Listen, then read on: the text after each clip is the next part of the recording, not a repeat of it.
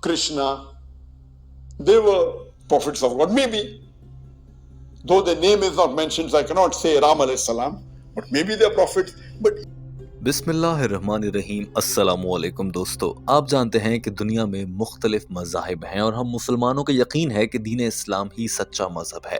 मगर इसी दुनिया में हम देखते हैं कि हिंदू भी आबाद हैं, ईसाई भी, यहूदी भी और दीगर न जाने कितने मज़ाहिब आपके सामने हैं। इन सभी मज़ाहिब के मानने वाले अपने अपने मज़हब को सच्चा और हक समझते हैं। कुछ ऐसी ही सूरत हाल हिंदुओं के साथ भी है और हिंदू मानते हैं कि जहां उनके इतने ज़्यादा खुदा हैं, कहीं राम, कृष्णा, भगवान और ना जाने क्या क्या, वो सब हिंदू अपने इन खुदाओं को सच्चा मानते हैं। और मुसलमानों का इस बात से सख्त इख्तलाफ है और मुसलमान कहते हैं कि सिर्फ एक अल्लाह है जो इबादत के लायक है। मुसलमानों और हिंदुओं के दरमियान ये बड़ा फ़र्क उस टाइम पर एक बड़ी दीवार बन जाता है जब कोई मुसलमान दीन इस्लाम की तबलीग करने की कोशिश करता है और दीन इस्लाम का पैगाम किसी हिंदू तक पहुंचाने की कोशिश करता है।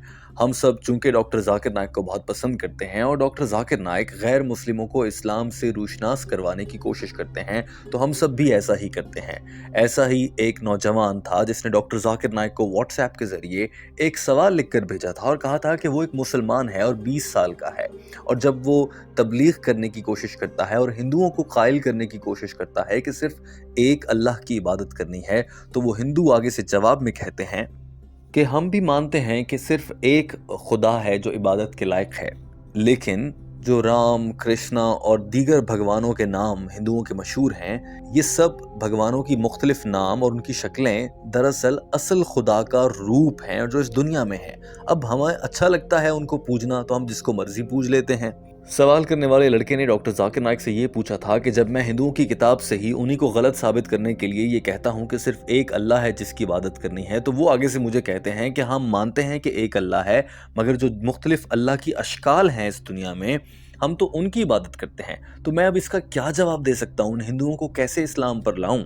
इस लड़के के सवाल के ये मुख्तसर अल्फाज आप भी सुनिए और डॉक्टर जाकिर नाइक का जवाब सुनकर आप चौंक जाएंगे, क्योंकि डॉक्टर जाकिर नाइक ने अपने इस जवाब में ये तक कहा है कि हिंदुओं के ये भगवान, जिनमें कृष्णा और दीगर राम और ऐसे नाम हैं, ये सारे भगवान हो सकता है ये अल्लाह के भेजे गए नबी हों। post by Nadir Ahmed from Bangladesh. Sir, I am 20 years old and really inspired by you in the field of Dawah. When I try to convey the message of Allah to the Hindus using the references of Chandogya and Svetasvatara Upanishad and Yajurveda that God is only one, He has got no idols, no images, etc.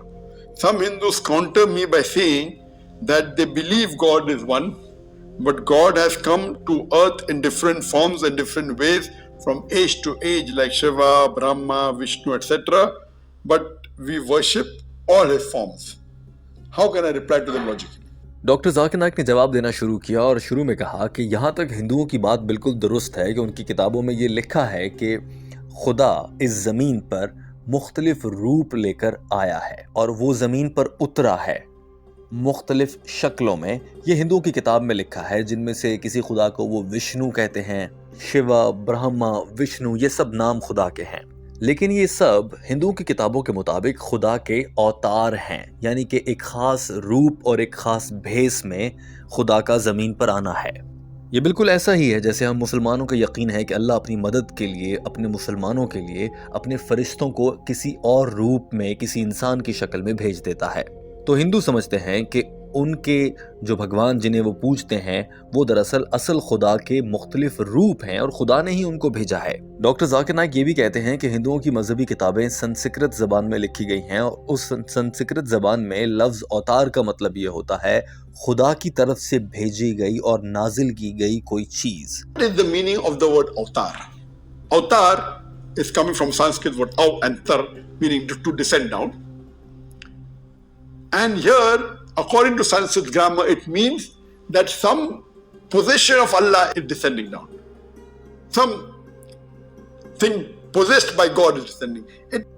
Doctor Zakir Naik ने कहा कि जितने भी विष्णु, राम, भगनु और इस तरह के खुदा हैं जो हिंदुओं के हैं और वो अवतार हैं, उन्हें खुदा मान लेना गलत है। वो खुदा नहीं हो सकते। हाँ, संस्कृत ज़बान में اگر اوتار کا ترجمہ دیکھا جائے تو اس کے مطابق اتنا پھر بھی مانا جا سکتا ہے کہ وہ خدا کے حکم پر نیچے آئے تھے، انہیں خدا نے ہی بھیجا تھا، مگر وہ خدا خود سے نہیں تھا۔ لیکن آج کے ہندو تو یہ مانتے ہیں نا کہ وہی خدا ہیں، جبکہ وہ اوتار جو ہیں وہ خدا نہیں، خدا کے بھیجے ہوئی کوئی مخلوق یا انسان یا کچھ بھی ہیں۔ اور اگر ہم دیکھیں تو خدا نے اس دنیا پر جن چیزوں کو بھیجا ہے یا جن انسانوں کو بھیجا ہے، اگر ان میں غور کیا جائے تو ہم مسلمانوں کے عقیدے کے مطابق کون ہو سکتا ہے جسے اللہ نے زمین پر بھیجا ہو؟ وہ بلا شبہ انبیاء کرام ہیں۔ نبی کریم صلی اللہ علیہ وآلہ وسلم پر نبوت کا سلسلہ ختم ہوا اور اس سے پہلے 1,24,000 پیغمبر بھیجے گئے۔ ڈاکٹر ذاکر نائک نے کہا کہ ہو سکتا ہے کہ یہ ہندو لوگ دراصل اللہ کے بھیجے گئے ان پیغمبروں کو کنفیوز کر رہے ہوں اور غلط فہمی کا شکار ہو گئے ہوں کہ وہی خدا ہیں، جبکہ وہ تو پیغمبر تھے۔ It means Allah has sent down someone. So in the real context, what they're talking is about messengers. That's what we believe, that Allah subhanahu wa ta'ala has sent 124,000 prophets on the face of the earth. By name, 25 are mentioned in the Quran. Adam, Noah, Abraham, Moses, Jesus, Muhammad, may peace be upon them all. Maybe these people, Ram, Krishna, they were prophets of God. Maybe, though their name is not mentioned, so I cannot say Ram alayhi salam, but maybe they're prophets. But even if they were prophets of God, they were sent only for those people at that time. Doctor Zakir Naik نے کہا کہ ہو سکتا ہے کہ اللہ کے بھیجے گئے پیغمبر جو مختلف ادوار میں مختلف لوگوں اور مختلف علاقوں میں نازل کیے گئے، ان پیغمبروں کی جانب سے ان کو جو نام دیے گئے رام یا کرشنا، ہو سکتا ہے کہ جنہیں ہندو آج خدا مانتے ہیں دراصل وہ اللہ کے بھیجے گئے پیغمبر تھے، مگر وہ ایک خاص دور میں ایک خاص قوم کے لیے، ایک خاص وقت کے لیے ایک خاص پیغام لے کر آئے تھے، وہ نبی نہیں تھے۔ اور اگر کہیں پر چونکہ قرآن پاک میں یا کسی حدیث میں ہندوؤں کے ان بھگوانوں کو پیغمبر کہہ کر مخاطب نہیں کیا گیا، لہٰذا میں یہ تو نہیں کہہ سکتا کہ رام علیہ السلام یا کرشنا علیہ السلام، لیکن ہو سکتا ہے کہ وہ پیغمبر ہوتے ہوں جنہیں آج کے دور کے ہندو خدا سمجھ بیٹھے ہیں۔ تو دوستو، یہاں پر سوال یہ پیدا ہوتا ہے کہ کیا ہم مسلمانوں کو بھی کرشنا اور بھگوان اور وشنو، رام، ہندوؤں کے ایسے بھگوانوں کو پیغمبر مان لینا چاہیے؟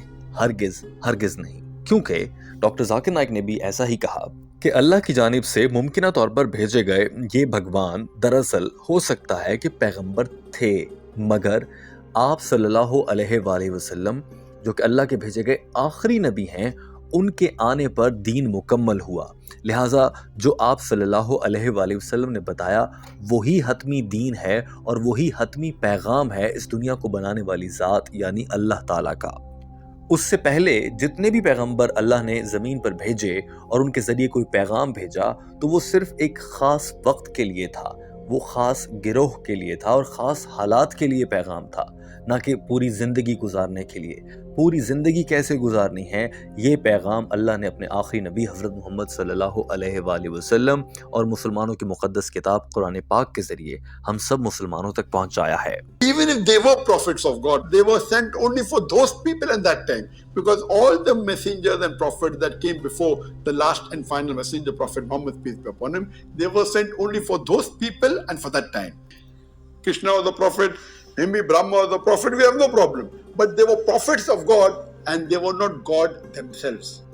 ڈاکٹر ذاکر نائک نے اپنی بات کو سمیٹتے ہوئے واضح الفاظ میں کہا کہ ہندوؤں کے جتنے بھگوان ہیں، ہو سکتا ہے تاریخ میں جائیں، ہمیں حوالہ نہیں ملتا، مگر ہو سکتا ہے کہ اللہ کے بھیجے گئے پیغمبر یا نبی ہوں، لیکن نبوت کا سلسلہ حتمی ختم ہو گیا تھا آخری نبی پر، اور آخری نبی صلی اللہ علیہ وآلہ وسلم نے جو فرما دیا ہمیں اس پر عمل کرنا ہے، اس سے پہلے بھیجے گئے کسی بھی نبی کی بات یا شریعت پر عمل نہیں کرنا، کیونکہ وہ ادھوری تھیں۔